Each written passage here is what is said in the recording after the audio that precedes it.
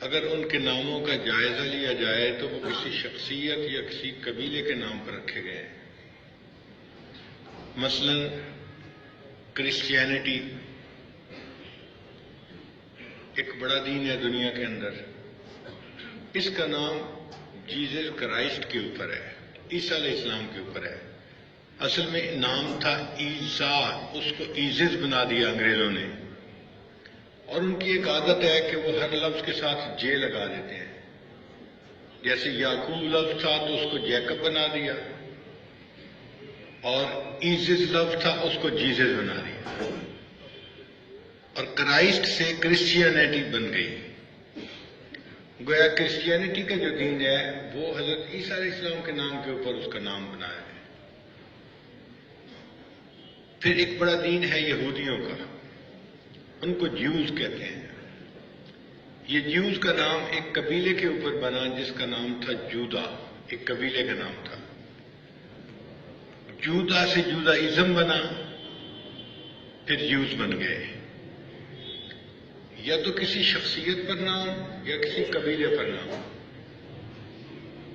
لیکن دین اسلام وہ خوبصورت دین ہے کہ جس کا نام اللہ تعالی نے امن اور سلامتی کے اوپر رکھا۔ اسلام کا نام سلامتی سے بنا ہے۔ ایسا دین جس میں بندہ آ جائے تو وہ سلامتی میں آ جاتا ہے۔ مسلمان کو مسلمان کہتے اس لیے ہیں۔ نبی علیہ السلام نے مومن مسلم کی تعریف بتائی، المسلم من سلم المسلمون من لسانہ و یدہ۔ مسلمان وہ ہے جس کی زبان اور جس کے ہاتھ سے دوسرے مسلمان سلامتی میں ہوں، اس کی جان سلامت ہو، اس کی عزت آبرو سلامت ہو، اس کا مال سلامت ہو۔ جس میں یہ خوبی ہوگی وہ مسلمان ہوگا۔ اور اس میں زبان کا تذکرہ پہلے کیا گیا، اس لیے کہ ہاتھ سے تکلیف پہنچانے کے لیے طاقتور ہونا ضروری ہے، لیکن زبان سے تکلیف پہنچانے کے لیے کمزور طاقتور کو زبان سے تکلیف پہنچا سکتا ہے۔ ہاتھ سے تکلیف پہنچانے کے لیے بندے کا پاس ہونا ضروری ہے، اور زبان سے تکلیف تو انسان گزرے ہوئے لوگوں کو بھی پہنچا سکتا ہے، ان کی روحوں کو تکلیف پہنچا سکتا ہے۔ اور ہاتھ سے لگا ہوا زخم مندمل ہو جاتا ہے، جو زبان سے زخم لگتا ہے وہ مندمل بھی نہیں ہوتا۔ اس لیے نبی علیہ السلام نے زبان کا تذکرہ پہلے کیا۔ المسلم من سلم المسلمون من لسانہ و یدہ۔ مسلمان وہ ہے جس کی زبان سے اور ہاتھ سے دوسرے مسلمان سلامتی میں ہوں۔ المؤمن من امنہ الناس۔ مومن وہ ہے جس سے دوسرے انسان امن میں ہوں، اس کو مومن کہا جاتا ہے۔ گویا مسلمان اور مومن کا لفظ ہی امن اور سلامتی سے نکلا ہے، اور دین اسلام امن اور سلامتی کا دین ہے۔ ہم کہہ سکتے ہیں کہ ہمارے پیغمبر علیہ الصلوۃ والسلام امن اور سلامتی کے علمبردار بن کر دنیا میں تشریف لائے۔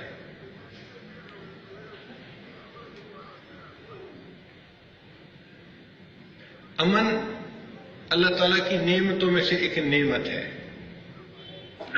جنت میں امن ہوگا۔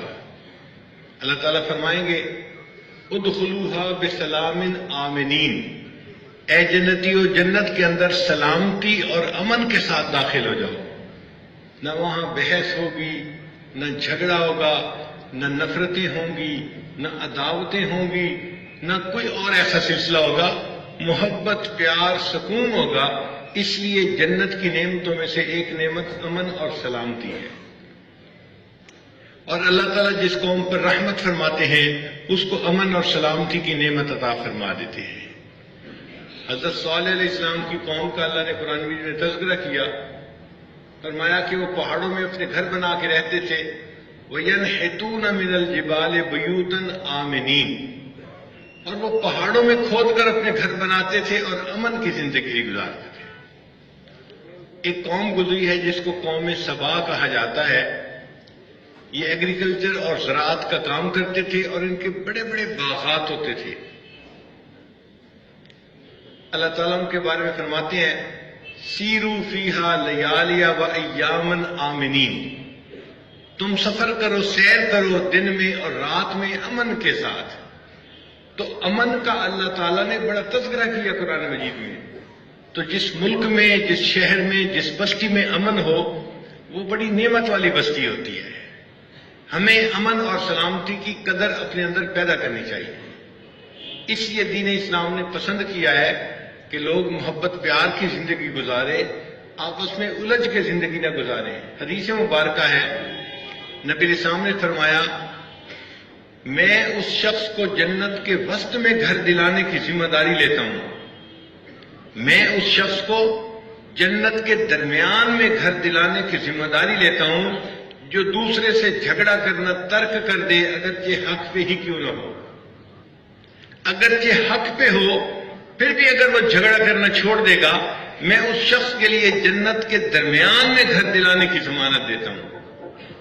تو اس سے کیا اندازہ ہوتا ہے کہ شریعت امن اور سلامتی کو پسند کرتی ہے، اور نبی علیہ السلام امن اور سلامتی کے پیغمبر علمبردار۔ بہت سارے طلباء کو پتہ نہیں ہوتا، وہ یہ سمجھتے ہیں کہ شاید نبی علیہ السلام کی تو ساری زندگی بس غزوات میں اور لڑائیوں میں ہی گزر گئی۔ نہیں بھائی، یہ دھوکہ ہے۔ نبی علیہ السلام کی ساری زندگی امن کے حاصل کرنے میں گزر گئی۔ آج ہم ایک جائزہ لیتے ہیں کہ محبوب صلی اللہ علیہ وسلم نے اپنی زندگی کیسے گزاری۔ دیکھیے، جب اللہ کے حبیب صلی اللہ علیہ وسلم کی عمر بہت جوانی کی تھی، جیسے 20-25 سال کی عمر ہوتی ہے، تو مکہ مکرمہ میں ایک واقعہ پیش آیا۔ ایک شخص تھا جس کا نام تھا زبیدی۔ وہ باہر سے اپنا سامان لے کے مکہ مکرمہ آیا کہ وہاں جا کر یہ سامان میں بیچوں گا اور مجھے نفع ہوگا۔ مکہ مکرمہ کے قریش میں سے ایک بڑا سردار تھا، اس کا نام تھا عاص بن وائل۔ اس نے اس سامان کو خریدنے کی ڈیل کر لی اور کہا کہ سامان دے دو، میں تمہیں پیمنٹ تھوڑے دنوں میں کر دوں گا۔ اس نے سامان دے دیا۔ جب پیسے دینے کا وقت آیا تو یہ ہیلے بہانے کرنے لگ گیا۔ زبیدی بڑا پریشان ہوا، بھئی مجھ سے تو سامان بھی اس نے لے لیا، پیسے بھی نہیں دیتا۔ اس نے مکہ مکرمہ کے دوسرے سرداروں کو جا کر اپنی کہانی سنائی، مگر عاص بن وائل اتنا طاقتور تھا، اتنا بڑا سردار تھا کہ کوئی اسے ٹکر نہیں لینا چاہتا تھا۔ جو زبیدی کی بات سنتا وہی خاموش ہو جاتا۔ اب مظلوم کا ساتھ دینے والا کوئی نہیں تھا۔ وہ مسافر ہے، پریشان ہے، جس سے بات کرتا ہے اس کی آواز صدا و صحرا ثابت ہوتی ہے۔ ایسے وقت میں جب کمزور کی اور مظلوم کی کوئی سننے والا نہیں تھا، اللہ کے محبوب صلی اللہ علیہ وسلم نے اس درد کو محسوس کیا۔ حالانکہ آپ صلی اللہ علیہ وسلم کی عمر مبارک چھوٹی تھی، جوانی کی عمر، یہ 20-25 سال کی عمر تو لاؤبالی عمر ہوتی ہے۔ نوجوان کو تو نہ دن چڑھنے کا پتہ ہوتا ہے نہ غروب ہونے کا پتہ ہوتا ہے، وہ تو اپنی جوانی کے کاموں میں لگا ہوا ہوتا ہے۔ مگر اس کچی عمر میں اللہ کے محبوب صلی اللہ علیہ وسلم نے اس بندے کے درد کو اپنے دل میں محسوس کیا، اور اس کے لیے آپ صلی اللہ علیہ وسلم نے اس کا ساتھ دیا۔ وہ کیسے کہ نبی علیہ الصلوۃ والسلام نے قریش کے چند ان لوگوں سے رابطہ کیا جن کے اندر کچھ انسانیت تھی، خیر تھی، اور وہ اچھے کو اچھا سمجھتے تھے، برے کو برا سمجھتے تھے۔ انہیں جا کر بتایا، بھئی دیکھو لوگ باہر سے یہاں آتے ہیں، یہ مرکز ہے، اب ان مسافروں کا مال چلا جائے، ان کی جان کو خطرہ ہو تو یہ اچھی چیز نہیں ہے۔ ہمیں مکہ کو پر امن بنانا چاہیے اور مظلوم کا ساتھ دینا چاہیے۔ جو خیر والے لوگ تھے انہوں نے اس بات کو قبول کیا۔ چنانچہ چند لوگ جو اس بات پر متفق ہو گئے، ان کا نام فضل تھا۔ تو ایک معاہدہ بنا، اس کا نام تھا حلف الفضول، فضل سے فضول، اور اس میں مکہ کے کچھ سرداروں نے مل کر ایک معاہدہ کیا کہ ہم مظلوم کی مدد کیا کریں گے، مکہ کو امن کا گہوارہ بنائیں گے، اور جو بندہ یہاں آئے گا اس کی جان، مال اور عزت کی حفاظت کی جائے گی. یہ ہماری ذمہ داری ہے. نبی علیہ الصلوۃ والسلام نے بھی اس معاہدے پہ دستخط کیے، سرداران قریش نے بھی اس پہ دستخط کیے، اور یہ مکہ کی تاریخ میں ایک بہت خوبصورت معاہدہ تھا جو نبی علیہ السلام نے اتنی چھوٹی عمر میں کروایا. اس سے پتہ چلتا ہے کہ ایک بندہ دنیا میں کیا سوچ لے کے آیا ہے، کیا مشن لے کے آیا ہے، کیا آبجیکٹو دنیا کے اندر لے کے آیا ہے. چنانچہ اس کے بعد مکہ مکرمہ میں امن قائم ہو گیا اور اکثر لوگ دوسرے کے جان، مال، عزت کی حفاظت کیا کرتے تھے. پھر مکہ مکرمہ کے لوگوں نے بیت اللہ کو دوبارہ بنانے کا ارادہ کیا، کیونکہ اس کی بنیادوں میں سیم آ گئی تھی اور عمارت کے گرنے کا خطرہ تھا. تو انہوں نے سوچا کہ بیت اللہ کی عمارت کو ہم گرا کے نئے سرے سے پھر تعمیر کرتے ہیں. تو انہوں نے گرا تو لیا. اب جب بنانے کا وقت آیا تو اس وقت مکہ مکرمہ میں مختلف قبائل تھے. ہر قبیلے کے لوگوں کی یہ چاہت تھی کہ حجر اسود کو ہم اپنی جگہ پر فکس کریں، اور وہ یہ سمجھتے تھے کہ چونکہ ہمارا قبیلہ اعلیٰ ہے، برتر ہے، دوسروں سے بڑا ہے، ہمیں یہ موقع ملنا چاہیے. مختلف قبیلوں کے جو سردار تھے وہ کہتے تھے مجھے موقع ملنا چاہیے، وہ کہتا تھا مجھے موقع ملنا چاہیے. اب اس موقع پہ ایک عجیب ہنگامہ کھڑا ہو گیا. ایک کہتا اس کی خاطر میں خون کا آخری قطرہ بہا دوں گا، دوسرا کہتا میں اس کی خاطر خون کا آخری قطرہ بہا دوں گا. حتیٰ کہ دو قبیلے تھے، انہوں نے آپس میں ایگریمنٹ کر لیا کہ ہمیں جتنا بھی لڑنا پڑا ہم لڑیں گے اور یہ سعادت ہم کسی اور کے پاس نہیں جانے دیں گے، ہم نے حجر اسود کو نصب کرنا ہے. اس زمانے میں جب ایک دوسرے سے معاہدہ کیا جاتا تھا تو عام طور پر ٹب کے اندر خون بھر کے اس میں ہاتھ ڈال کے عہد کرتے تھے اور اس کو نبھاتے تھے. پھر دو قبیلوں نے خون کے ٹب میں ہاتھ ڈال کے یہ معاہدہ کر لیا اور اپنی تلواریں لے کے پھرنے لگے کہ جو اس کے خلاف کرے گا ہم اس کا سر اڑا کے رکھ دیں گے. اب حرم کے اندر لوگ تلواریں لے کر آنے لگے. یوں تھا کہ بس آگ لگی اور اب لڑائی چھڑی اور اب لڑائی چھڑی. تو بنی امیہ ایک آدمی تھا جو بوڑھا تھا اور سمجھدار تھا.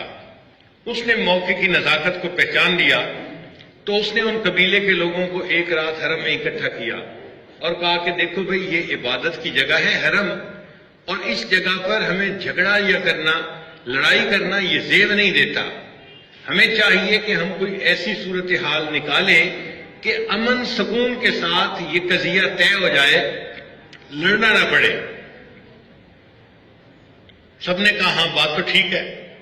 تو بھئی کیسے کریں؟ اس نے ایک تجویز دی. اس نے کہا میری تجویز یہ ہے کہ جو بندہ صبح کے وقت سب سے پہلے مسجد میں داخل ہوگا نا، ہم اس بندے کو اپنا حکم بنا لیں گے، وہ جج بن جائے گا اور جو وہ فیصلہ کرے گا سب اس کی بات مان لیں گے. اس پہ سب متفق ہو گئے.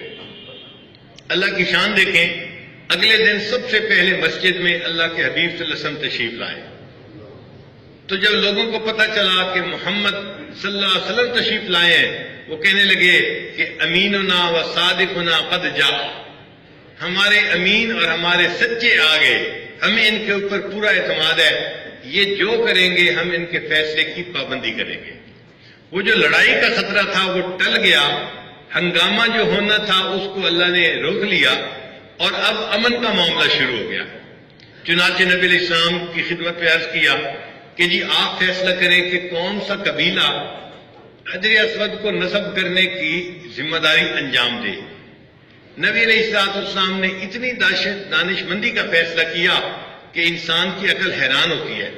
اللہ کے محبوب صلی اللہ علیہ وسلم نے اپنی چادر کو پھیلا دیا اور فرمایا کہ بھئی سب قبیلے کا ایک ایک بندہ آ جائے، ریپرزینٹیٹو آ جائے، ایک ایک بندہ. سب آ گئے. فرمایا بھئی سب مل کے چادر کو پکڑ لو. اب چادر کو تو 10-15 آدمی مل کے پکڑ لیتے ہیں، تو سب نے اس کو پکڑ لیا اور نبی علیہ السلام نے حجر اسود کو اٹھا کے چادر کے اندر رکھ دیا اور کہا کہ بھئی تم یہ چادر لے کے جہاں حجر اسود نصب ہونے ہے وہاں تک پہنچاؤ اور وہاں میں اٹھا کے اس کو اس کی جگہ پر رکھ دوں گا. ہر قبیلے والوں کو ون ہونے کا احساس تھا کہ ہم نے ون کر لیا، ہمارا مقصد پورا ہو گیا، اور اس سے جھگڑا بھی نہ ہوا اور ایک معاملہ اچھے انداز سے طے بھی ہو گیا۔ تو اللہ کے حبیب صلی اللہ علیہ وسلم نے پریکٹیکلی بتا دیا کہ دیکھو بڑے بڑے مشکل معاملات کو دانش مندی کے ساتھ اچھے طریقے سے بھی حل کر لیا جا سکتا ہے۔ لڑائی جھگڑا ہر بات کا حل نہیں ہوتا، بلکہ امن سلامتی کے ساتھ اس کا حل ڈھونڈ لینا یہ اچھی بات ہوتی ہے۔ اور اس وقت نبی علیہ السلام کی عمر مبارک 35 سال تھی، ابھی نبوت کی عمر کو وہ نہیں پہنچے تھے کہ اعلان نبوت فرماتے، اس سے پہلے کی بات ہے۔ تو اس سے اندازہ ہوتا ہے کہ اللہ کے حبیب صلی اللہ علیہ وسلم نے حلف الفضول کا معاہدہ بھی کروایا، اور وہ نبی علیہ السلام کو اتنا پسند تھا کہ نبی علیہ السلام فرماتے تھے کہ اگر آج بھی کوئی اس معاہدے کی طرف مجھے بلائے تو میں اس کے اوپر دستخط کرنے کے لیے آج بھی تیار ہوں، اور اس کے بدلے اگر کوئی مجھے سرخ اونٹ دے تو میں سرخ اونٹوں کو قبول نہیں کروں گا، میں معاہدے کو زیادہ پسند کروں گا۔ تو پتہ چلتا ہے کہ ایک نوجوان ہے جو امن کی اور سلامتی کی زندگی کو پسند کرتا ہے، جس کا پیغام یہی ہے کہ میرا پیغام محبت ہے جہاں تک پہنچے۔ وہ امن و سلامتی کے ساتھ محبت کو دنیا میں لے کے آیا ہے۔ پھر اللہ کے حبیب صلی اللہ علیہ وسلم نے مکہ مکرمہ میں کچھ عرصہ گزارا۔ قریش مکہ نے ظلم و ستم کی تو حد ہی توڑ دی، کہیں بلال عنہ کو لٹایا جاتا، کہیں سمیہ کو مارا جاتا، کہیں خباب اور خبیب کو مارا جاتا، مسلمانوں کا جینا تنگ کر دیا تھا۔ تو نبی علیہ السلام نے ہجرت کا ارادہ فرما لیا، چنانچہ آپ صلی اللہ علیہ وسلم نے ہجرت فرمائی اور مکہ سے مدینہ تشریف لے آئے۔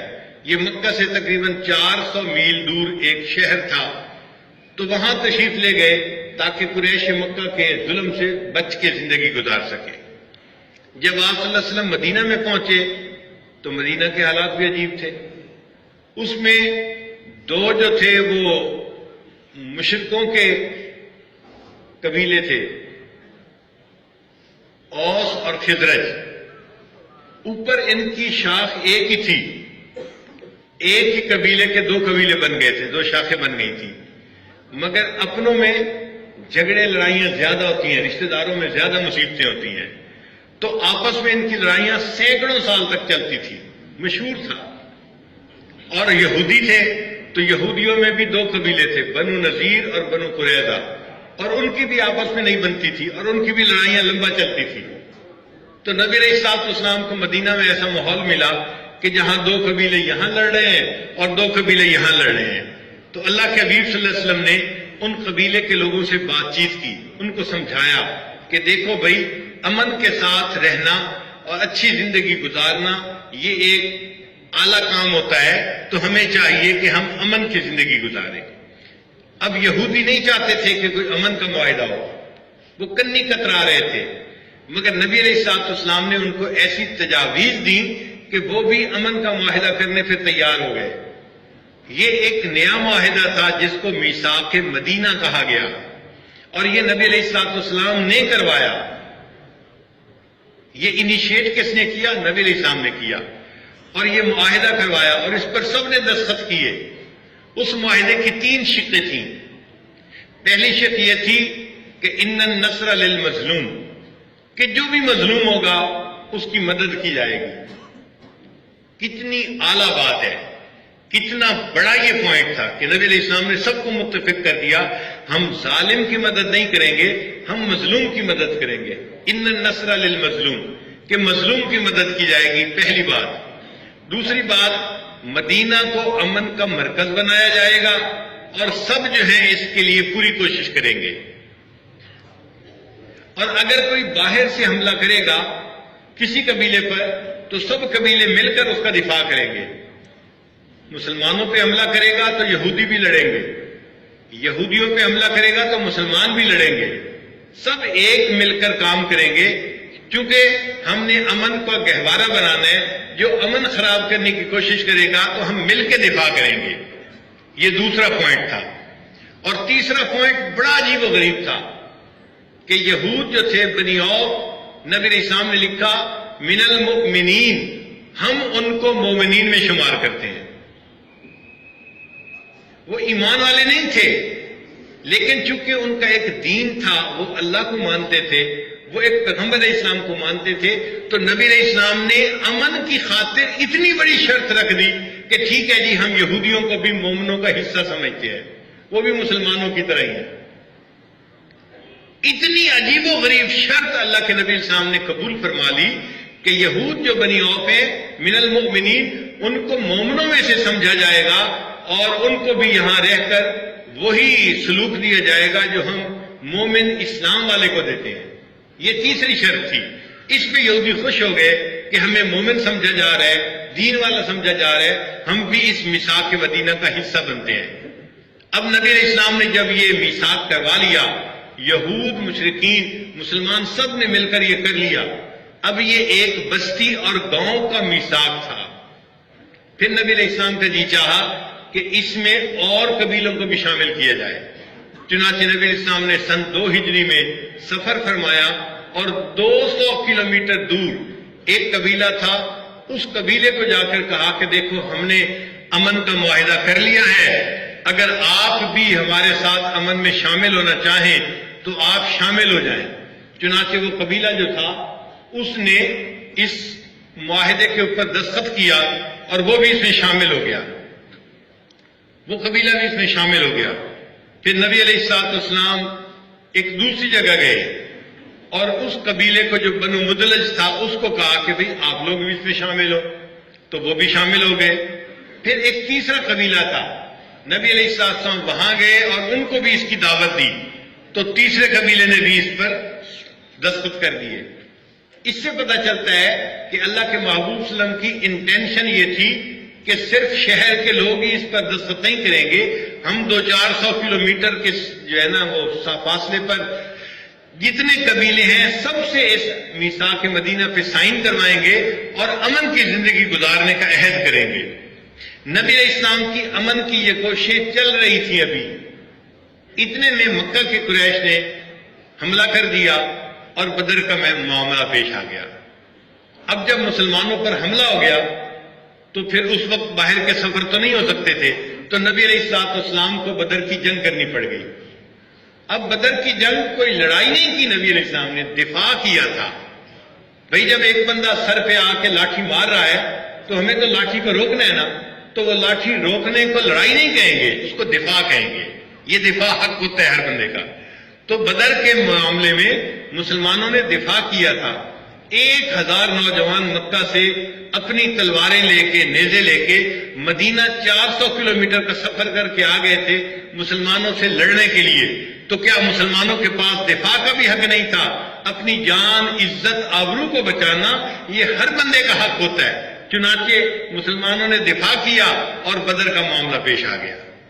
بدر کے میدان میں اللہ نے مسلمانوں کی مدد فرمائی، کافروں کو شکست ہوئی اور ان کے 70 بندے قید کر لیے گئے، پکڑے گئے، قیدی بن گئے۔ اب جب باقی بھاگ گئے اور 70 بندے قیدی ہیں تو نبی علیہ السلام جو چاہتے قیدیوں کے ساتھ کر سکتے تھے۔ اگر حکم دیتے انہوں نے سمیہ کو مارا تھا، انہوں نے فلاں کو قتل کیا تھا، انہوں نے فلاں کو خون بہایا تھا، ہم اس کے بدلے میں 70 بندوں کو قتل کرتے ہیں، تو یہ بات ٹھیک ہوتی۔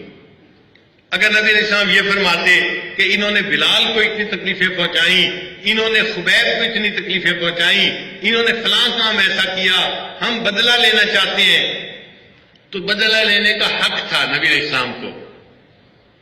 مگر نبی علیہ السلام نے ان سے بدلہ نہیں لیا، ان قیدیوں کو قتل نہیں کیا، ان کو مشقتوں میں نہیں ڈالا، ان کو بھوکا پیاسا نہیں رکھا، بلکہ نبی علیہ السلام نے ایک عجیب فیصلہ فرمایا۔ یعنی اس فیصلے کو پڑھتے ہیں نا تو دل میں نبی علیہ السلام کی محبت بڑھتی ہے، عظمت بڑھتی ہے۔ سبحان اللہ، کیا اللہ کے محبوب دنیا میں امن و سلامتی کا پیغام لے کے آئے تھے۔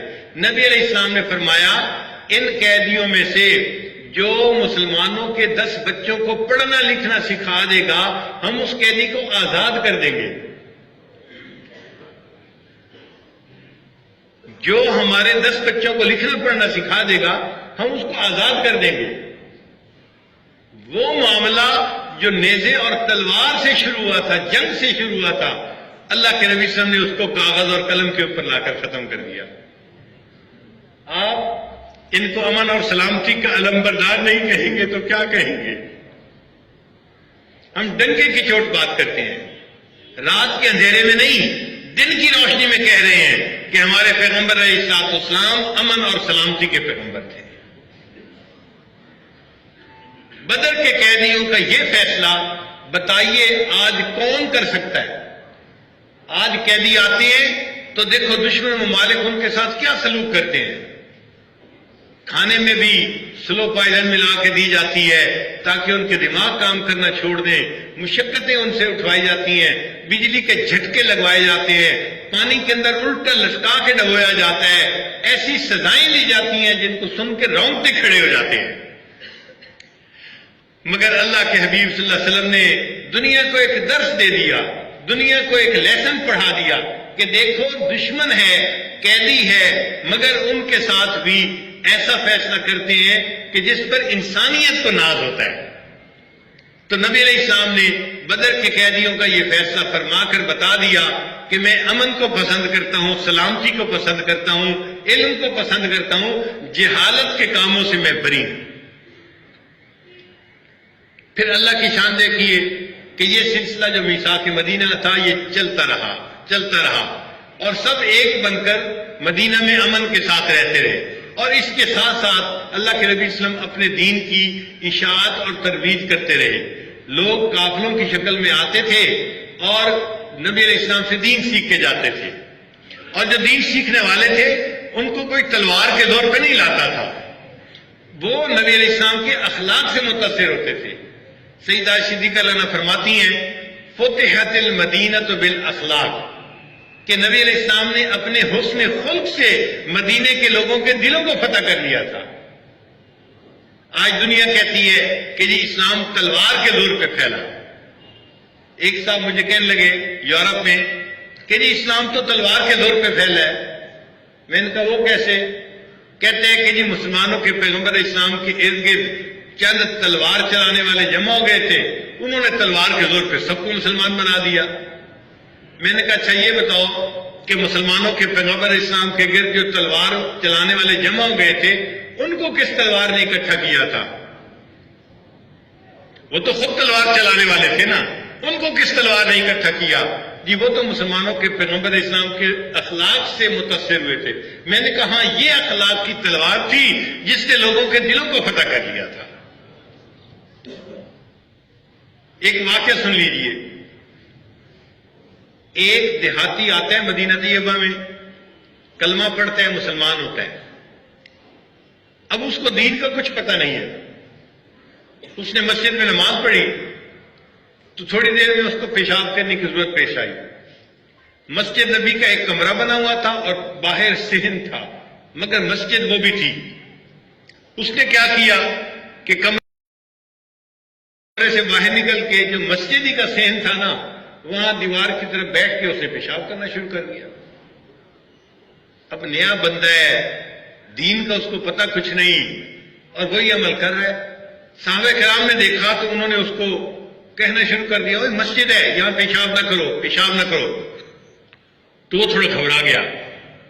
نبی اسلام نے دیکھا تو منع کر دیا صحابہ کو کہ اس وقت اس کو کچھ نہ کہو، کیونکہ جب انسان یورینیشن شروع کر دیتا ہے تو اس کے اختیار نہیں ہوتا پیشاب کو بند کرنا۔ اگر وہ اٹھ جائے گا اس کا بدن ناپاک ہوگا، اس کے کپڑے ناپاک ہوں گے اور پیشاب کے قطرے تھوڑی جگہ کی جگہ زیادہ جگہ کو خراب کر دیں گے۔ تو نبی علیہ السلام نے صحابہ کو منع کر دیا۔ پھر جب وہ فارغ ہو کے آئے تو وہ ڈر رہے تھے، گھبرا رہے تھے، میں نبی علیہ السلام کے پاس جاؤں گا تو اللہ کے نبی مجھے ڈانٹیں گے، اللہ کے نبی مجھے لوگوں کے سامنے شرمندہ کریں گے کہ تو نے یہ کیا حرکت کر دی۔ وہ ڈرتے گھبراتے آئے اور آ کر بیٹھ گئے۔ نبی علیہ السلام نے انہیں بتلایا کہ دیکھو مسجد اللہ کا گھر ہے، اللہ تعالیٰ عظیم ہے اور اللہ کے گھر کو پاک صاف رکھنا چاہیے، اس لیے مسجد میں انسان پیشاب نہیں کر سکتا۔ اب اس کو بات سمجھ میں آ گئی، اس کا کنسیپٹ کلیئر ہو گیا کہ مسجد کے اندر یہ عمل نہیں کر سکتے۔ اس نے کہا اے اللہ کے نبی صلی اللہ علیہ وسلم یہ آئندہ غلطی کبھی نہیں مجھ سے ہوگی۔ پھر نبی علیہ السلام نے اس کو ہدیہ بھی دیا، اس کو رخصت کیا۔ جب وہ جانے لگا تو وہ پیدل چل رہا تھا۔ نبی علیہ السلام نے پوچھا بھی سواری؟ اللہ کے میرے پاس تو سواری بھی نہیں، تو نبی علیہ السلام نے اس کو سواری بھی ہدیہ کر دی۔ اب وہ سواری پہ سوار ہوا اور اپنی بستی میں واپس گیا، اور بستی کے باہر سے اس نے آوازیں لگانی شروع کر دی، اے فلاں اے فلاں اے فلاں، فلاں کے چچا، فلاں کے والد۔ لوگ حیران کہ اس کو ہو کیا گیا ہے، اتنی دور سے یہ آوازیں لگا رہے ہیں۔ انہوں نے پوچھا بھئی آپ کو کیا ہو گیا؟ وہ کہنے لگا کہ دیکھو میں مدینہ میں گیا تھا اور وہاں میں نے ایک ایسی شخصیت کو دیکھا ہے جن کے اخلاق اتنے اچھے، ان کے اندر اتنی تحمل مزاجی تھی، میں نے مسجد میں پیشاب کر دیا، انہوں نے مجھے مارا نہیں، ڈانٹا نہیں، انہوں نے مجھے شرمندہ نہیں کیا، بلکہ مجھے ہدیے تحفے دے کے رخصت کیا، اور میں آنے لگا تو مجھے سواری بھی انہوں نے دی۔ میں وہاں سے اتنا خوش ہو کے آیا ہوں، اگر تم لوگ چاہتے ہو تو میں تمہیں بھی ان کے پاس لے جاؤں گا اور تمہیں بھی ان کی زیارت کرواؤں گا۔ اس آدمی کی بات میں اتنا خلوص تھا کہ اس بستی کے 300 بندے اس کے ساتھ مدینہ طیبہ آئے اور انہوں نے آ کر نبی علیہ السلام کے ہاتھوں پہ کلمہ پڑھا اور وہ مسلمان ہو گئے۔ تو یوں اللہ کے حبیب صلی اللہ علیہ وسلم نے اپنے حسن خلق سے، اعلیٰ تعلیم سے اللہ کے بندوں کو اللہ کی طرف کھینچ لیا۔ تو دین تلوار سے نہیں پھیلا، دین اللہ کے حبیب صلی اللہ علیہ وسلم کے اخلاق سے پھیلا ہے۔ تو ادھر امن معاہدہ ہو چکا تھا اور ادھر دین پھیلتا چلا جا رہا تھا، پھیلتا رہا، حتیٰ کہ جب 7-8 سال گزر گئے تو ایک عجیب معاملہ پیش آیا کہ اللہ کے محبوب صلی اللہ علیہ وسلم نے خواب دیکھا کہ ہم بیت اللہ کا طواف کر رہے ہیں، عمرہ کر رہے ہیں۔ تو نبی علیہ السلام نے صحابہ کو بتایا کہ عمرہ کرنے کا ارادہ ہے۔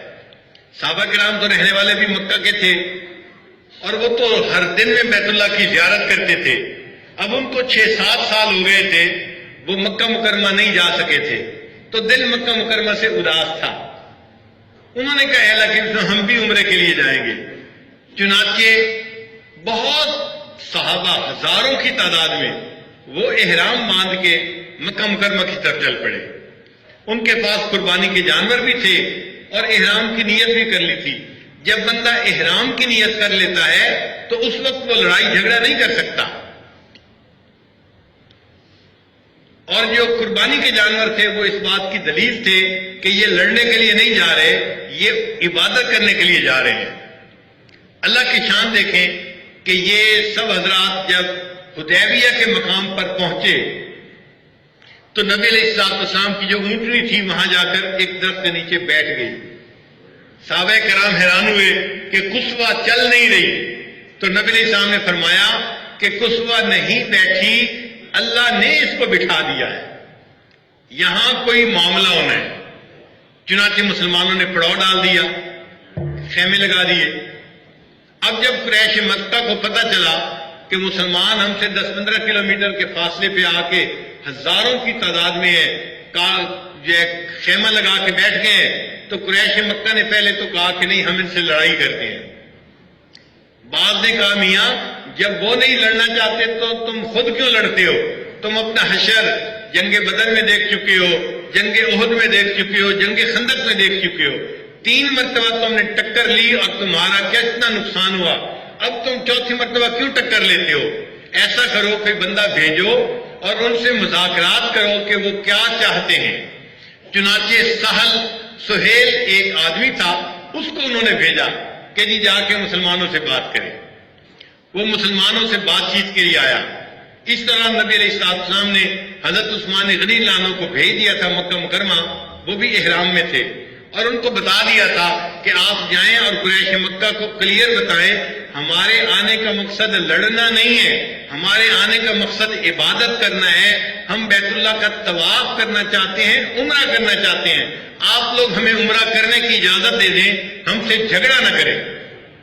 تو عثمان غنی اللہ عنہ نے ان کو اچھی طرح ایکسپلین کر دیا تھا۔ اب جب کفار کا نمائندہ نبی علیہ السلام کو ملنے کے لیے آیا، نبی علیہ السلام نے فرمایا کیا نام ہے؟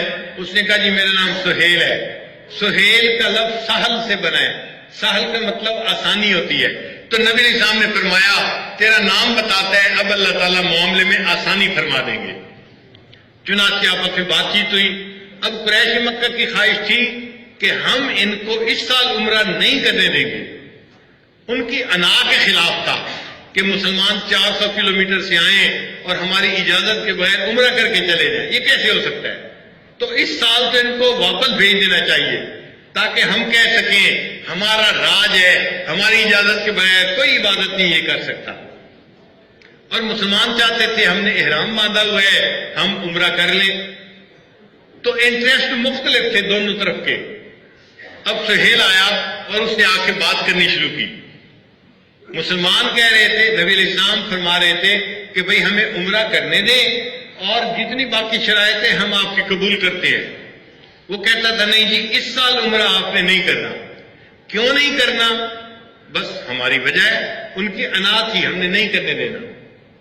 اور مسلمانوں کو یہ بات سمجھ میں نہیں آتی تھی، وہ بھی تو آخر وہی کے بلے بڑے تھے نا، وہی خون تھا۔ وہ کہتے تھے کہ بغیر وجہ کے ہمیں کیوں خالی بھیجیں گے؟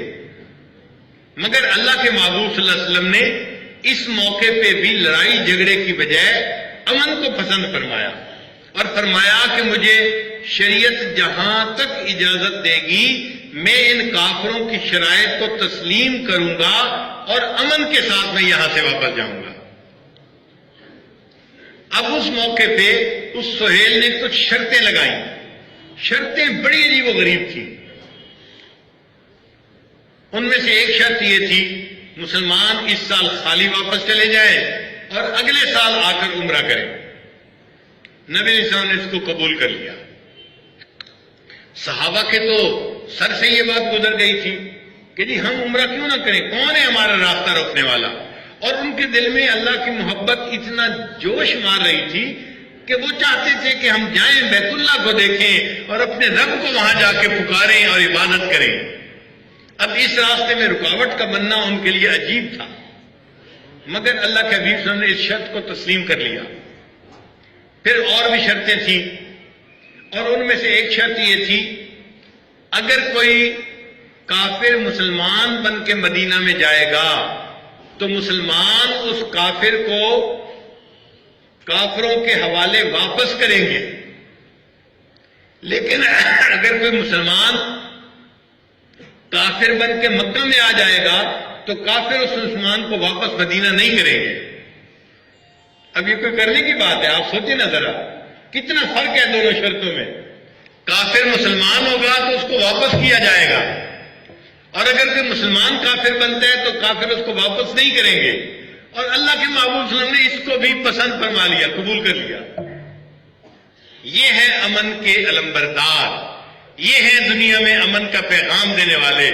ایسی شرطوں پہ بھی آپ نے صلح کرنے کو پسند فرما لیا۔ آپ کے دہانے کے اوپر بیٹھ کے ٹھنڈے دل و دماغ سے فیصلے کرنا یہ امیر لشکر کا کام ہوا کرتا ہے۔ اور نبی علیہ السلام نے ثابت کر دیا کہ دیکھو یہ آتش فشاں تھا، میرے صحابہ تلواریں لے کے آئے تھے، ذرا سا اشارہ ہوتا تو دونوں طرف سے پشتوں کے پشتے لگ جاتے، مگر نبی علیہ السلام نے کوئی جذباتی فیصلہ نہیں کیا۔ فرمایا کہ ٹھیک ہے ہم اس شرط کو بھی قبول کرتے ہیں۔ اور پھر اس پر اور تیل پہ آگ چھڑکنے والی بات ہو گئی۔ وہ کیا کہ ایک نوجوان تھے، ان کا نام تھا ابو جندل، وہ اپنے گھر میں بند تھے، اسلام لے آئے تھے، باپ نے ان کو زنجیروں سے باندھا ہوا تھا۔ جب انہوں نے سنا کہ مسلمان یہاں سے 18 کلومیٹر کے فاصلے پہ ہیں تو کسی طرح انہوں نے اپنی زنجیریں توڑائیں اور زنجیریں توڑا کے وہ آ گئے اور مسلمانوں سے آ کے مل گئے اور مسلمانوں کو بتا رہے تھے کہ دیکھو میرے اوپر اتنا ظلم کیا جاتا ہے، مجھے اس طرح مارا گیا، اس زخم کے نشان یہ ہیں، اس زخم کے نشان یہ ہیں، اور زخموں کے نشان دیکھ کے مسلمانوں کو ان سے بڑی ہمدردی ہو رہی تھی۔ اور اللہ کی شان کہ یہ ابو جندل جو تھے یہ وہ جو سہیل تھا نا اس کے بیٹے تھے۔ اب اس سہیل کو پتا چلا کہ میرا بیٹا آ گیا ہے، وہ کہنے لگا جی دیکھو آپ صلح نامہ کی پابندی کریں، میرا بیٹا مسلمان ہو کے آیا ہے، آپ اس کو ہمارے حوالے کریں تب ہم دستخط کریں گے۔ نبی علیہ السلام نے فرمایا ابھی تو میثاق پہ دستخط نہیں ہوئے، اس صلح نامے پہ دستخط نہیں ہوئے، اگر اس سے پہلے وہ آ گیا ہے تو ہمارے ذمہ نہیں ہے کہ ہم اس کو واپس کریں۔ اور ابو جندل خود بھی کہہ رہے تھے اور رو رہے تھے، اے اللہ کے نبی صلی اللہ علیہ وسلم مجھے ان کافروں کے پاس واپس نہ کریں، انہوں نے مجھے بہت تکالیف دی ہیں اور میں بڑی مشکل سے جان بچا کے یہاں پہنچا ہوں، اب دوبارہ ان خونخوار ظالموں کے حوالے نہ کریں۔ ادھر بھی آنکھوں میں آنسو تھے، سننے والے مسلمانوں کی آنکھوں میں بھی آنسو تھے۔ اب سہیل مطالبہ کر رہا ہے واپس کریں، اللہ کے حبیب اس سے کہہ رہے ہیں ابھی بھائی سائن نہیں ہوئے۔ اس نے کہا جی میں سائن اس وقت تک نہیں کروں گا جب تک واپس نہیں کریں گے۔ نبی علیہ السلام نے اس وقت ابو جندل کو سمجھایا، ابو جندل تیرا معاملہ اللہ کے پاس ہے، اللہ تجھے اجر دے گا، اللہ تجھے اس کا اجر اور بدلہ عطا فرمائے گا، میں صلح کی خاطر تمہیں بھی واپس کر دیتا ہوں۔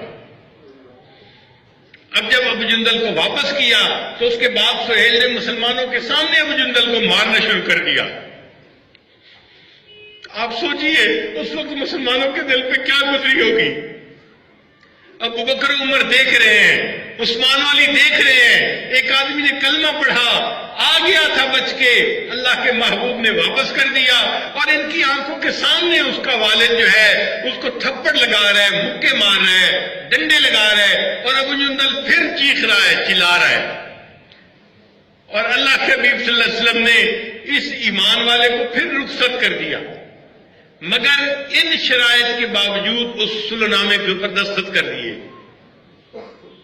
بتائیے، دل کہتے ہیں نا کہ نبی علیہ السلام امن کے علمبردار تھے، نبی علیہ السلام لڑائی نہیں چاہتے تھے، جنگ نہیں چاہتے تھے، امن چاہتے تھے، اس لیے تو اتنی شرطوں کو بھی قبول فرما لیا۔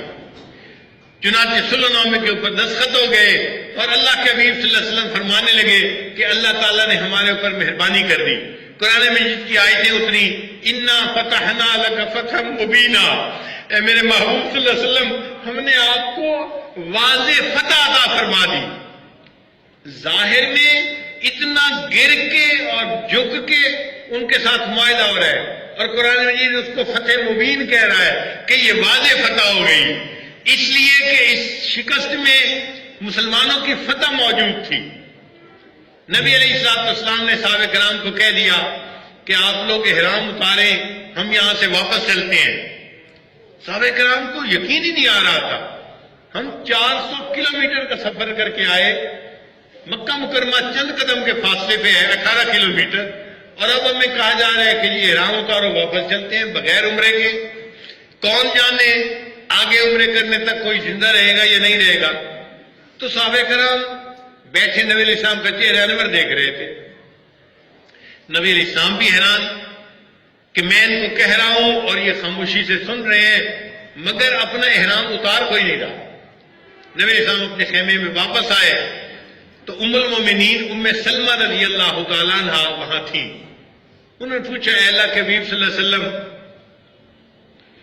آپ اتنے غمزدہ کیوں نظر آتے؟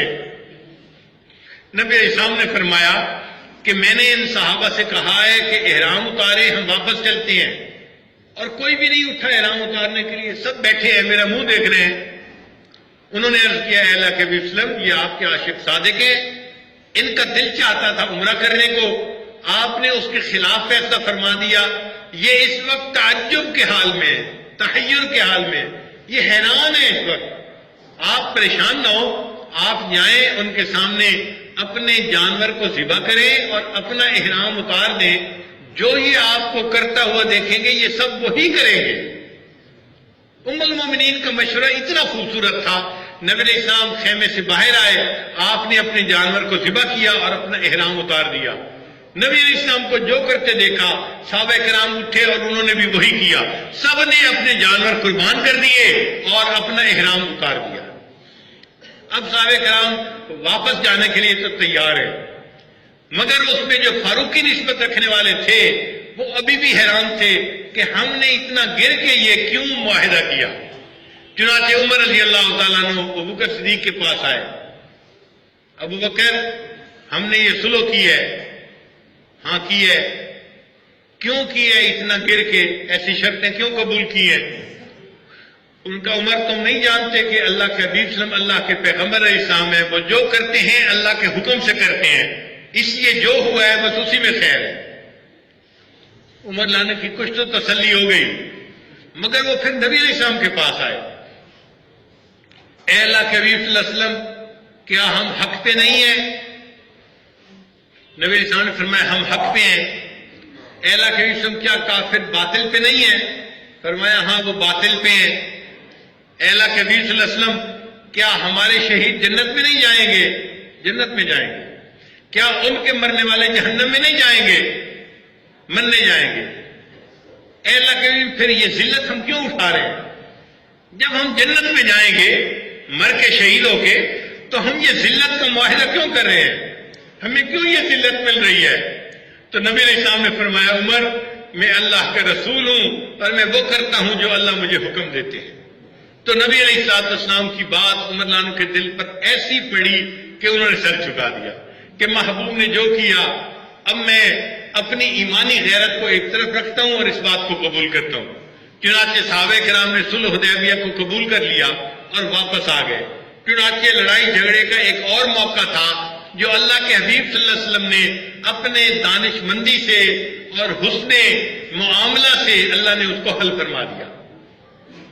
مسلمان واپس آ گئے، 1 سال گزرا تو اس دوران مکہ کے جو مشرکین تھے انہوں نے مسلمانوں کا ایک قبیلہ تھا جس نے میثاق مدینہ میں سائن کیے ہوئے تھے، ان کے اوپر حملہ کر دیا۔ اب مشرکین نے گویا معاہدے کی خلاف ورزی کی تھی، ان کو نہیں کرنا چاہیے تھا۔ اب جس قبیلے پہ حملہ ہوا انہوں نے مسلمانوں کو اطلاع دی کہ جی ہمارے اوپر حملہ ہوا ہے، تو نبی علیہ السلام 10,000 کا لشکر لے کر پھر مدینہ سے چل پڑے اور آپ صلی اللہ علیہ وسلم بہت تیز رفتاری کے ساتھ مکہ تک پہنچے۔ مکہ مکرمہ کے باہر نبی علیہ السلام نے پڑاؤ لگا لیا، 10,000 صحابہ کے لشکر لگے ہوئے تھے، یعنی خیمے لگے ہوئے تھے، اور مسلمانوں کی وہاں پر ایک عجیب شان تھی۔ نبی علیہ السلام نے مسلمانوں کو حکم دیا آج رات ایک خیمے میں 1 لائٹ نہ جلائی جائے، 2 لائٹیں جلائی جائے تاکہ اگر کوئی دور سے دیکھے تو اسے مجمع ڈبل نظر آئے۔ چنانچہ مسلمانوں نے رات کے وقت 2 لائٹیں جلائیں ہر خیمے میں۔ اب مکہ کے لوگ دیکھ تو رہے تھے نا، ان کو بھی پتا تھا کہ مسلمان آ گئے ہیں۔ ان میں ایک تھے ابو سفیان، یہ قریش کے سردار تھے اور نبی علیہ السلام کے قریبی رشتہ دار تھے، سسر بھی تھے۔ ان کی بیٹی ام حبیبہ ام المومنین تھی، وہ بھی دیکھنے کے لیے آئے۔ اللہ کی شان دیکھیں کہ ان کو صحابہ نے پہچان لیا اور ان کو گرفتار کر لیا اور گرفتار کر کے ان کو نبی علیہ السلام کے سامنے پیش کیا۔ تو نبی علیہ السلام نے ان سے پوچھا کہ جی آپ کیوں آئے؟ انہوں نے کہا کہ مجھے پتا تھا کہ آپ اچھے اخلاق والے ہیں، آپ اچھا برتاؤ کریں گے اور میں کلمہ پڑھتا ہوں اور میں مسلمان ہو جاتا ہوں۔ اگر نبی علیہ السلام حکم دیتے کہ اس کو قتل کر دو، یہ غزوہ خندق کا بڑا سرغنہ تھا، بڑا سردار تھا، یہ سارے لشکر کو لے کے آیا تھا، تو نبی علیہ السلام کا جو حکم تھا وہ حق بجانے وہ تھا، مگر نبی علیہ السلام نے ان کے مارنے کا حکم نہیں دیا، ان کے ایمان کو قبول کر لیا۔ اور اگلے دن نبی علیہ السلام نے مکہ مکرمہ کی طرف جو ہے وہ مارچ کرنا تھا، تو صحابہ کو حکم دیا کہ اپنے اپنے قبیلے کا جھنڈا لے کر سب جو ہیں وہ مکہ مکرمہ کی طرف چلیں۔ نبی علیہ السلام نے خالد بن ولید عنہ کو بلایا اور کچھ نوجوان دے کے کہا ہم ایک سائڈ سے مکہ میں داخل ہوں گے اور آپ دوسری سائڈ سے مکہ سے داخل ہونا، ہم مکہ کی اونچائی کی طرف سے داخل ہوں گے، آپ پستی کی طرف سے داخل ہونا، ہم اعلیٰ مکہ سے داخل ہوں گے، آپ اسفل مکہ سے داخل ہونا۔ کیوں کہ جب 2 طرف سے فوج داخل ہوگی تو مکہ کے لوگ لڑنا نہیں چاہیں گے، پھر وہ پریشر میں آ جائیں گے اور وہ ہمارے ساتھ لڑے بغیر سرنڈر کر دیں گے۔ یہ بھی دانش مندی تھی نبی علیہ السلام کی، حکمت عملی تھی۔ چنانچہ خالد بن ولید عنہ ایک طرف کو چلے گئے اور نبی علیہ السلام دوسری طرف سے مکہ مکرمہ داخل ہونے کے لیے چلے گئے۔ اب ایک صحابی کو نبی علیہ السلام نے فرمایا کہ ابو سفیان کو اپنے ساتھ لے لو اور جو لشکر گزر رہے ہیں ان کا ان کو تعارف کرواتے جاؤ کہ ہمارے ساتھ کون کون ہے۔ چنانچہ وہ صحابی ابو سفیان کو لے کر ایک جگہ کھڑے ہو گئے۔ لشکر والے ان کو نہیں دیکھ رہے تھے، یہ لشکر والوں کو دیکھ رہے تھے۔ جو لشکر گزرتا ابو سفیان پوچھتے یہ کون ہے، وہ کہتے یہ فلاں قبیلہ ہے، یہ فلاں قبیلہ ہے، یہ فلاں قبیلہ ہے۔ تو ابو سفیان کی آنکھیں حیران ہو گئی، اچھا اتنے لوگ مسلمان ہو گئے، ہم تو سمجھتے تھے یہ مٹھی بھر لوگ ہیں اور ہم ان مٹھی بھر لوگوں کو ختم کر دیں گے، مگر یہ تو اتنے زیادہ ہو گئے اور اتنے قبیلوں کے لوگ ان کے ساتھ آ کر مل گئے، یہ مسلمان تو لوہے کے چنے ہیں، ان کو چبانا کوئی آسان کام نہیں ہے۔ اللہ کی شان دیکھیں، یہاں پر ایک اور مسئلہ پیش آ گیا۔ ایک صحابی تھے حضرت سعد بن عبادہ رضی اللہ تعالیٰ عنہ، ان کے پاس جھنڈا تھا اپنے قبیلے کا، وہ بھی جھنڈا لے کے اسلام کا آ رہے تھے، اپنے لشکر کو لے کے، اپنے قبیلے کو لے کے۔ جب انہوں نے ابو سفیان کو دیکھا تو انہوں نے آواز لگائی، الیوم یوم الملحمہ، آج لڑائی کا دن ہے، ہم ان کافروں سے آج گنیں گے، انہوں نے ہمارے ساتھ کیا ظلم کیا ہوا ہے، ہم گن گن کے بدلہ چکائیں گے۔ ملحمہ لڑائی کو کہتے ہیں۔ اب ابو سفیان نے جب یہ لفظ سنا تو اس نے نبی علیہ السلام کو شکایت لگائی، جی آپ کے بندے تو لڑنے کو تیار ہیں، وہ تو کہہ رہے ہیں آج لڑائی کا دن ہے۔ تو نبی علیہ السلام نے فرمایا، الیوم یوم المرحمہ، آج تو رحمت کا اور معافی کرنے کا دن ہے، لڑنے کا دن نہیں ہے۔ نبی علیہ السلام نے حکم فرمایا سعد بن عبادہ سے جھنڈا واپس لے لیا جائے، کیونکہ انہوں نے جو نعرہ لگایا ہے وہ نعرہ ٹھیک نہیں تھا۔ اب کسی قبیلے کے سردار سے جھنڈا لے لیا جائے اور کسی اور کو دے دیا جائے تو یہ خود ایک خانہ جنگی بن جاتی ہے۔ نبی علیہ السلام کی دانش مندی دیکھیے، میں سلام کرتا ہوں نبی علیہ السلام کی حکمت و دانائی کو کہ محبوب صلی اللہ علیہ وسلم نے حکم دیا یہ جھنڈا سعد بن عبادہ کے بیٹے کے ہاتھ میں دے دیا جائے۔ باپ سے جھنڈا لے کر بیٹے کو دے دیا گیا، اب لڑائی بھی نہیں ہوئی اور مسئلہ بھی حل ہو گیا۔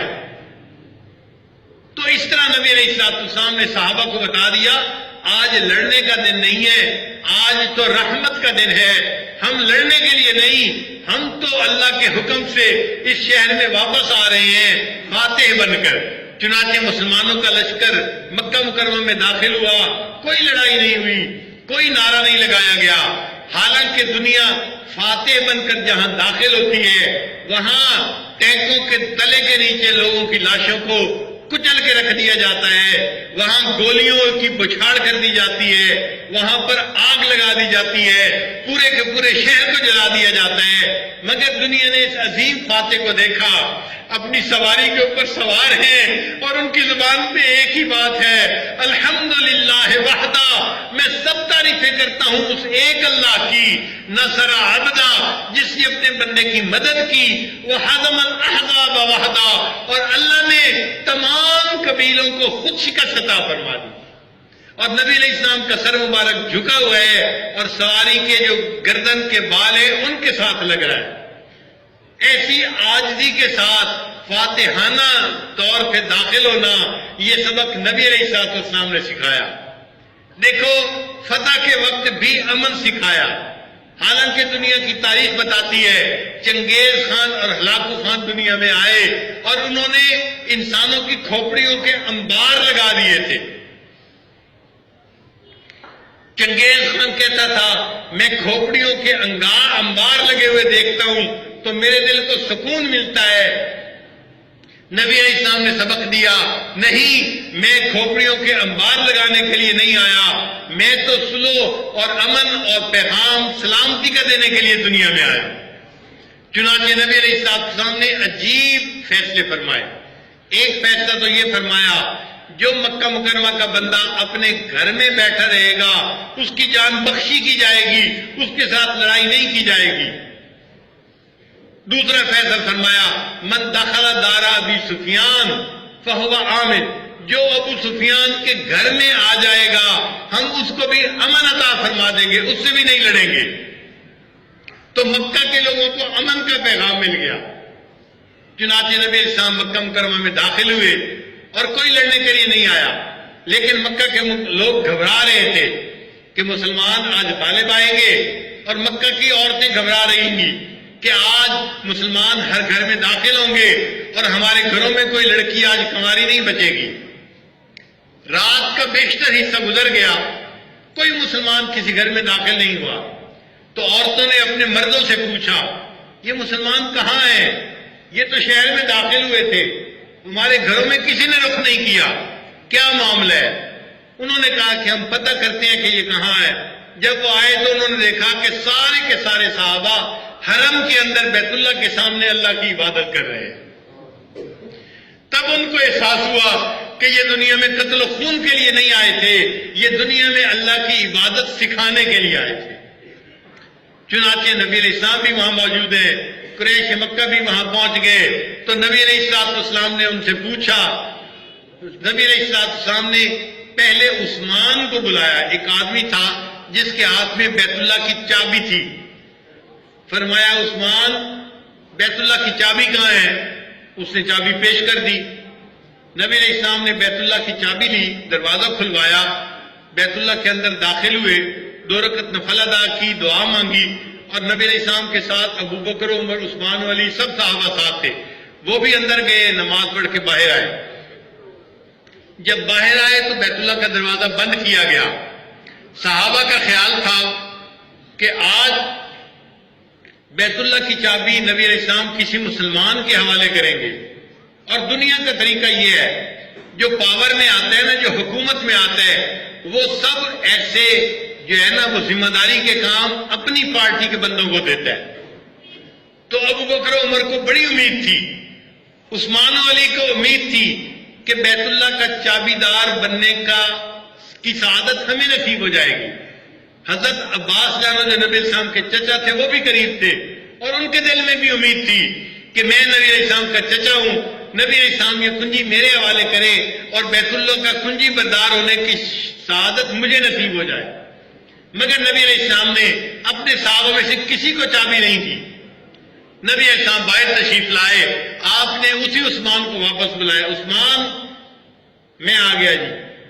عثمان تمہیں یاد ہے جب میں ہجرت کر رہا تھا، مدینہ جا رہا تھا، میرا بڑا دل چاہتا تھا بیت اللہ میں داخل ہونے کو، تو عثمان میں نے اس وقت تم سے کہا تھا کہ بیت اللہ کا دروازہ کھولو، میں نے اندر جا کے اللہ سے دعا مانگنی ہے، عبادت کرنی ہے، تم نے انکار کر دیا تھا، میں نہیں دروازہ کھولتا۔ اور عثمان میں نے تمہیں کہا تھا کہ ایک وقت آئے گا جس حال میں تم کھڑے ہو میں کھڑا ہوں گا، میرے ہاتھ میں چابی ہوگی، اور جس حال میں میں کھڑا ہوں خالی ہاتھ، اس حال میں تم کھڑے ہوگے۔ عثمان میرے اللہ نے اس میری بات کو پورا کر دیا، چابی میرے ہاتھ میں ہے، تم خالی ہاتھ میرے سامنے کھڑے ہو، لیکن عثمان جو تم نے میرے ساتھ کیا تھا وہ میں تمہارے ساتھ نہیں کروں گا، میں یہ چابی واپس تمہارے ہاتھ میں دے رہا ہوں، یہ قیامت تک تمہارے ہی قبیلے میں واپس رہے گی۔ عثمان کی آنکھوں میں آنسو آ جاتے ہیں، کلمہ پڑھتے ہیں، مسلمان ہو جاتا ہے۔ نبی علیہ السلام نے اپنے لوگوں کو اس طرح مسلمان کیا تھا۔ پھر نبی علیہ السلام مکہ کے سرداروں کے پاس آئے، سب سر جھکائے بیٹھے تھے، سب کو شرمندگی ہو رہی تھی، ہم نے مسلمانوں کے ساتھ کیا کیا تھا، آج مسلمانوں کے ہاتھ میں تلواریں ہیں، یہ فاتح بن کے داخل ہو گئے ہیں، دیکھو آج ہمارے بارے میں کیا فیصلہ کرتے ہیں۔ نبی علیہ السلام نے ان سے پوچھا کہ بتاؤ میرے بارے میں تم کیا کہتے ہو؟ تو انہوں نے کہا آپ کریم ہیں، ایک کریم بھائی اپنے کریم بھائی کے ساتھ جو معاملہ کرتا ہے آپ وہی ہمارے ساتھ کریں گے، ہمیں آپ سے خیر کی توقع ہے۔ ایسے حالات میں بھی کفار کو نبی علیہ السلام سے خیر کی توقع تھی۔ چنانچہ نبی علیہ السلام نے فرمایا اچھا یوسف علیہ السلام نے اپنے بھائیوں کو جیسے معاف کیا تھا آج میں بھی تمہیں معاف کرتا ہوں، اذهبوا انتم الطلقاء، جاؤ تمہارے سب قصوروں کو میں نے معاف کر دیا۔ نبی علیہ السلام نے عام معافی کا اعلان کر دیا اور ان کفار مشرکین کے دلوں کو جیت لیا، انہوں نے کلمہ پڑھا اور وہ مسلمان ہو گئے۔ اب اسلام میں داخل ہونے والے آنے لگے، اکرمہ آئے مسلمان ہو گئے، حبار ابن الاسود آئے مسلمان ہو گئے، اکرمہ کی بیوی آتی ہے ام حکیم مسلمان ہو جاتی ہے، ابو سفیان مسلمان ہو چکے تھے، ان کی بیوی ہندا جس نے حضرت حمزہ اللہ عنہ کو شہید کروایا تھا اور ان کی سینے کو کھول کے ان کے اندر سے ان کے دل کلیجے کو نکال کے چبایا تھا اپنے دانتوں سے، وہ عورت آ کے کلمہ پڑھتی ہے اور مسلمان بنتی ہے اور نبی علیہ السلام اس کے کلمے کو بھی قبول فرما لیتے ہیں۔ ہندا کو پکا یقین تھا کہ نبی علیہ السلام کو جب میرا پتہ چلے گا نا کہ میں ہندا ہوں اور ان کے چچا کے ساتھ میں نے یہ معاملہ کیا تھا تو نبی علیہ السلام تو میرے قتل کا حکم فرمائیں گے، مگر نبی علیہ السلام نے قتل کا حکم نہیں فرمایا، اس غم کو برداشت کر لیا مگر اس کے کلمے کو قبول کر لیا۔ تو ہندا کہنے لگی کہ میں آپ کے سامنے ایک بات کرتی ہوں۔ پوچھا کیا؟ کہنے لگی کہ آج سے پہلے جتنے خیمے لگے ہوئے تھے سب سے زیادہ نفرت مجھے آپ کے خیمے کے ساتھ تھی، میرے دل میں اتنی نفرت تھی مسلمانوں سے اور آپ سے، لیکن آج جو آپ نے عفو درگزر کا معاملہ کیا تو میں کہتی ہوں کہ میں کلمہ پڑھ کے مسلمان ہو گئی ہوں، اور علل اعلان کہتی ہوں جتنے خیمے دنیا میں لگے ہوئے ہیں ان میں سب سے زیادہ مجھے آپ کے خیمے سے محبت ہو گئی ہے۔ یوں نبی علیہ السلام نے ان کفار کے دلوں کو جیتا۔ پھر ایک بندہ تھا جس کا نام تھا وحشی، اس نے حضرت حمزہ رضی اللہ عنہ کو شہید کیا تھا اور نبی علیہ السلام کو بہت دکھ پہنچایا تھا۔ وہ بھی آتا ہے اور کلمہ پڑھ کے مسلمان ہو جاتا ہے۔ جب نبی علیہ السلام کے سامنے آیا، نبی علیہ السلام نے فرمایا وحشی میں نے تیرے کلمے کو تو قبول کر لیا، لیکن تو نے میرے چچا کو اور میرے بہترین دوست کو شہید کیا تھا، تو اگر میرے سامنے آئے گا نا تو مجھے اپنے چچا کی یاد آئے گی اور میرا زخم تازہ ہو جائے گا۔ میں اتنا تمہیں کہتا ہوں کہ تم یہاں سے کہیں دور چلے جاؤ اور زندگی وہاں گزارو۔ وحشی رضی اللہ عنہ دور چلے گئے، ان کو صحابیت کا رتبہ تو مل گیا مگر ان کو دوبارہ نبی علیہ السلام کو دیکھنے کا موقع نہیں ملا، مگر نبی علیہ السلام نے ایسے بندے کے ایمان کو بھی قبول فرما لیا۔ اب آپ بتائیے نبی علیہ السلام لڑنے کے لیے دنیا میں آئے تھے یا انسانوں کو صلح و صفائی سے زندگی گزارنے کا درس دینے کے لیے آئے تھے؟ اس لیے ہمارا یہ دعویٰ ہے کہ ہمارے پیغمبر علیہ السلام امن اور سلامتی کے پیغمبر تھے، انہوں نے امن سے زندگی گزارنے کا درس دیا۔ قرآن نے بتا دیا وَالصُّلْحُ خیر، صلح میں خیر ہوتی ہے۔ اللہ تعالیٰ ہمارے اس ملک کو امن اور سلامتی کا گہوارہ بنا دے۔ یہ ملک ہمارے پاس اللہ کی ایک نعمت ہے، یہ گوشہ ایمان و عافیت ہے۔ آپ کو اندازہ نہیں ہو سکتا کہ اللہ نے یہ کتنی بڑی نعمت دی ہے ہم مسلمانوں کو۔ ہم یہاں دین کے مطابق جیسے زندگی گزارنا چاہیں ہمارے لیے کوئی پابندی نہیں ہے۔ دوسرے ملکوں میں جاتے ہیں، جمعے کا خطبہ لکھا ہوا ملتا ہے اور امام اس خطبے کو پڑھ کے سنا دیتا ہے، اپنا خطبہ کوئی نہیں دے سکتا۔ صرف ایک ملک پاکستان ہے پوری دنیا میں، امام اور خطیب جو عنوان تجویز کرتے ہیں قوم کے لیے اسی پر تقریر کرتے ہیں اور حکومت کی طرف سے ایسے خطبے کی اجازت ہوتی ہے۔ کتنی بڑی نعمت ہے۔ اللہ کے دین کو پیغام پہنچانے کے لیے کوئی پابندی نہیں ہمارے اوپر۔ مدارس ہیں، بخاری شریف تک دین کی تعلیم دی جاتی ہے، کوئی پابندی نہیں کسی کے اوپر کہ تم یہ عقیدہ کیوں پڑھا رہے ہو، یہ کیوں پڑھا رہے ہو۔ الحمدللہ ہزاروں کی تعداد میں آج طلباء پڑھ رہے ہیں، 22,000 مدارس وفاق المدارس کے تحت ہے جو دین کی تعلیم دے رہے ہیں۔ نوجوان داڑھی رکھتا ہے، کوئی اس کو نہیں روک سکتا۔ بعض ملکوں میں نوجوانوں کو داڑھی رکھنا قانوناً منع ہے۔ وسط ایشیا کی ریاستوں میں قانون ہے کہ جس کی داڑھی کالی ہوگی اس کو شیو کرنی پڑے گی، جس کی داڑھی سفید ہوگی وہ داڑھی رکھ سکتا ہے۔ اور کئی جگہوں پہ داڑھی رکھنے والے نوجوان کو پکڑ کے جیل میں ڈال دیا جاتا ہے۔ مصر کے کئی نوجوان یونیورسٹیوں میں پڑھتے تھے باہر ملک میں، بہت خوبصورت داڑیاں، عمامہ باندھتے، نمازیں پڑھتے، نیکی کرتے۔ پھر جب 2-4 سال کے بعد ملک جانا ہوتا تو وہ شیو کروا دیتے۔ ہم ان کو دیکھ کے حیران ہوتے، اتنا متبع سنت نوجوان اور اس نے داڑھی کٹوا دی۔ وہ کہتے کہ حضرت ہم اگر داڑھی کے ساتھ اپنے ملک جائیں گے، ایئرپورٹ سے ہی ہمیں گرفتار کر کے جیل بھیج دیا جائے گا، ہم اپنے گھر بھی نہیں جا سکیں گے۔ اس لیے داڑھی کو منڈانا ہماری مجبوری ہے۔ تو ایسے بھی ملک ہیں کہ نوجوانوں کو داڑھی منڈانی پڑتی ہیں۔ آج اس ملک میں کوئی نوجوان نہیں کہہ سکتا کہ مجھے داڑھی منڈانے پہ مجبور کیا جا رہا ہے۔ جو سنت رکھنا چاہتا ہے الحمدللہ اس کو نبی علیہ السلام کی سنت اپنے چہرے پہ سجانے کی اجازت حاصل ہے۔ اب ایسے پیارے ملک کے لیے ہم کیوں نہ دعائیں کریں، ایسے پیارے ملک کے لیے ہم کیوں نہ تڑپیں۔ اس کی محبت ہمارے دلوں میں ہے کہ اللہ نے اتنا ایمان کی سلامتی کے ساتھ ہمیں اس ملک میں زندہ رہنے کی توفیق عطا فرمائی ہے۔ تو ہم امن اور سلامتی کو پسند کرنے والے لوگ ہیں. کوئی ایسی جو ہے تحریک جو بدامنی پیدا کرے، جو مسلمانوں کے درمیان لڑائی جھگڑا پیدا کرے، ہم اس کو پسند نہیں کرتے. ہم امن کو پسند کرنے والے لوگ ہیں، سلامتی کو پسند کرنے والے لوگ ہیں. امن اور سلامتی کو اللہ کی نعمت سمجھ کے اللہ سے مانگتے ہیں، اے اللہ ہمیں لڑائی جھگڑوں سے محفوظ فرما اور ہمیں آپس میں محبت و پیار کے ساتھ بھائی بھائی بن کے زندگی گزارنے کی توفیق عطا فرما. نبی علیہ السلام نے فرمایا کونو عباد اللہ اخوانا، او اللہ کے بندو تم آپس میں بھائی بھائی بن کے زندگی گزارو.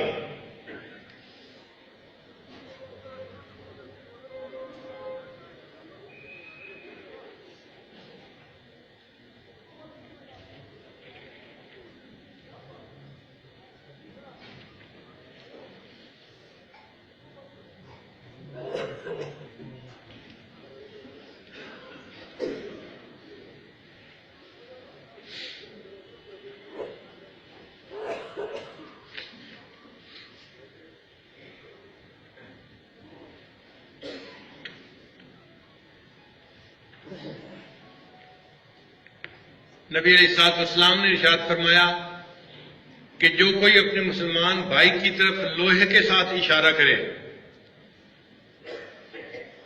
اس اشارہ کرنے والے کے اوپر اللہ کے فرشتے بھی لعنت فرماتے ہیں. یعنی تلوار سے، نیزے سے، بندوق سے اگر کسی مسلمان کی طرف اشارہ کرے تو جو رخ کرے گا تیر، تلوار اور نیزے کا مسلمان کی طرف، اس پر بھی اللہ کے فرشتے لعنت فرماتے ہیں. تو دیکھیے نبی علیہ السلام نے کیسا ہمیں امن کا درس دیا. بلکہ ابو داؤد شریف کی روایت ہے، نبی علیہ السلام طواف فرما رہے تھے، نبی علیہ السلام نے بیت اللہ کو دیکھا، فرمایا بیت اللہ اللہ کے ہاں تیرا بہت اونچا مقام ہے، لیکن حرمت المؤمن ارجح من حرمت الکعبہ، ایک مومن کا احترام اللہ کے نزدیک بیت اللہ سے بھی زیادہ احترام ہے. تو ایک مومن کو اللہ نے بیت اللہ سے زیادہ احترام عطا فرمایا. ہم بیت اللہ کا تو غلاف پکڑ کے آنسو بہاتے ہیں اور ذرا سی بات پہ مومن کا گریبان پکڑنے کو تیار ہو جاتے ہیں. ہمیں تو مومن کے مقام کا ہی پتہ نہیں ہے. قرآن مجید میں اللہ تعالیٰ نے کسی مومن کے قتل کرنے پر جتنا غصے کا اظہار کیا ہے اتنا اظہار اور نہیں کیا. دو مقام ایسے ہیں. ایک جس بندے نے نبی علیہ السلام کا مذاق اڑایا تھا اور مجنون کہا تھا، اللہ رب العزت نے اتنا غصے کا اظہار فرمایا، ان آیتوں کو پڑھتے ہوئے پتہ چلتا ہے کہ اللہ تعالیٰ کا جلال اپنے عروج پہ ہے.